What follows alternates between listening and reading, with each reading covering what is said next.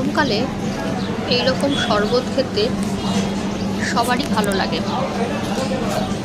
এই লেবুর জল খেলে পরে মন তো ভরেই যায়, তেষ্টাও মেটে।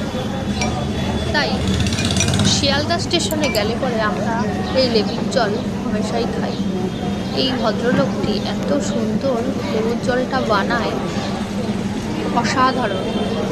দেখো, এই যে লোকটি লেবুর জলটা বানাচ্ছে, সুন্দর লেবু, তারপরে হচ্ছে জলজিরা, একটু বিট লবণ, জল দিয়ে এত সুন্দর লোকটা বানায়,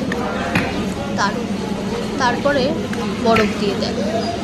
বরফ দিয়ে দিলে পরে তৃষ্ণা তেষ্টা দুটোই মেটে।